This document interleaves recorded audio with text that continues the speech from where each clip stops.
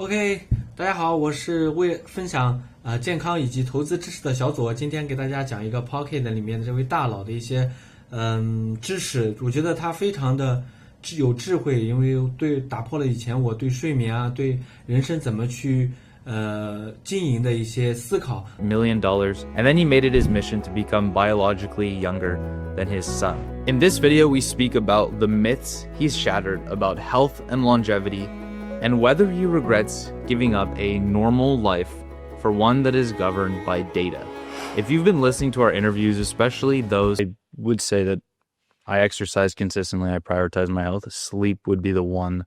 Sleep and stress would be the two, which I think are equally as huge. Yeah. But if you were to look back at your previous self, what would you advise him to do?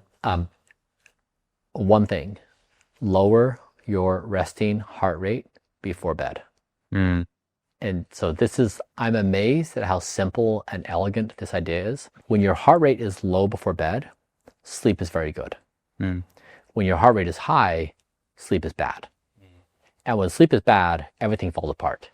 When sleep is good, everything's okay. And so you can basically take that one metric and build your entire life around that one number. If you are stressing about or ruminating about things, that can increase your heart rate by 5 to 25 beats per minute, more than food. So it's really damaging. And so I guess I work with people to identify all the things that increase heart rate and try to minimize those and then work on things that lower the heart rate. But if you do that, everything in life gets better. How do you decide what you specifically would use, what method or what habit or what? Everyone's got a different thing. I find the amount of options really stresses people out and everyone wants the secret. I've become the most measured person in human history, and I've just learned data is the very best source of judgment. There's just no human opinion that's better. Right. Follow the data. That's what we say a lot too, is I can have an opinion over something, you can have an opinion over something. At the end of the day, what does the data say? Exactly. Test it and see where the data goes. Exactly. So basically, if we're to kind of figure out why people might not feel as good as they should, it's because they don't test themselves enough. Exactly. Our health culture has not been based upon measurement. It's based upon storytelling, which is that's my upbringing. My upbringing is storytelling, and I saw that when you use storytelling as a way to find truth, you're really handicapped. When you use data to find truth, you're really empowered. Now, data is not like a silver bullet. Data is definitely nuanced and hard. It can be biased, so it's not but it's a better path to truth than storytelling.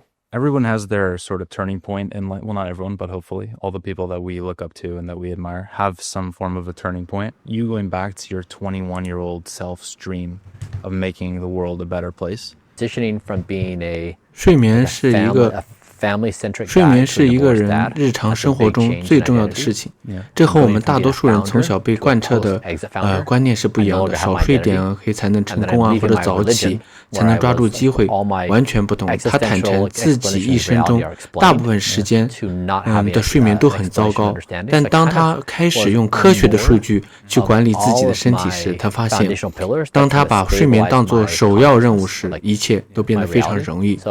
他具体的睡眠建议我们普通人也完全可以遵循。晚上6点半后坚决不吃零食。Bryan Johnson 特别强调晚上进食，尤其是高热量的零食，会让静息心率居高不下，心率无法降低，身体就无法进入深度睡眠和修复状态，导致睡不着或者睡眠状态特别差。多米骨牌效应呢，就会导致你第二天的状态更不好，然后你的睡眠会越来越差。你想睡得好呢，你要创造一个黑暗的环境，睡觉时房间完全要漆黑，即使是手机和电脑屏幕的微光也会影响褪黑素的分泌，让你难以入睡。那么保持房间的凉爽，用空调或者风扇将卧室的温度控制在舒适的偏低水平，这能帮助身体更进入深度睡眠。那么睡前的习惯也非常重要。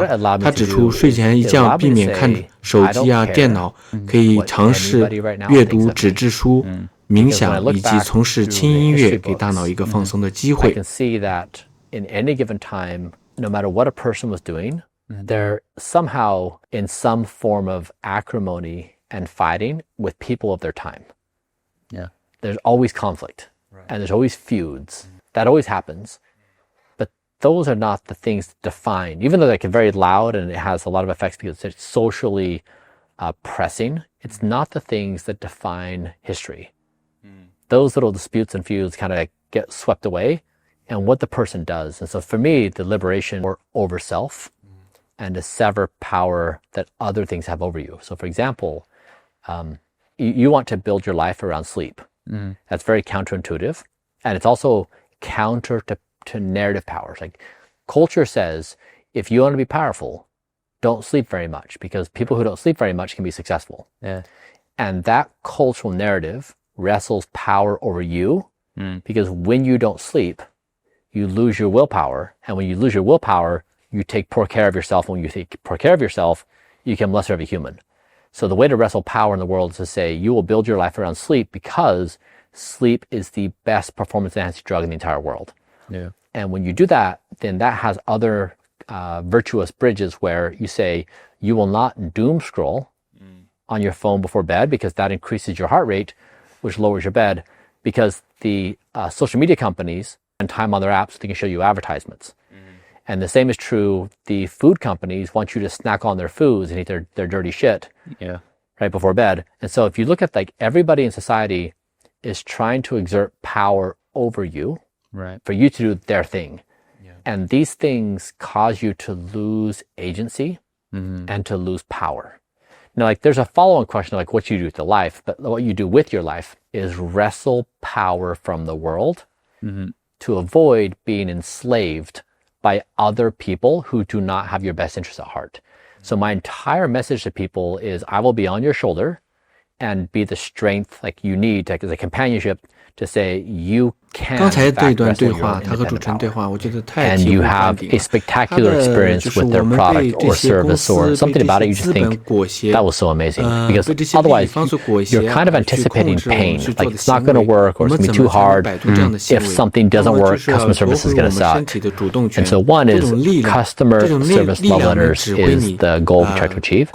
Number two is that people at the company would say this is the best job they've ever had. And three is that in your category, we were in payments, we would be the best of what we did. And so those are the three metrics I continually spoke about in the company because those were universals that you, of course, could speak. 所以别再让别人的声音、社会的压力来决定你的生活。从今天开始，从睡眠开始，成为自己人生的 CEO。因为真正智慧的人都懂得先管理好自己。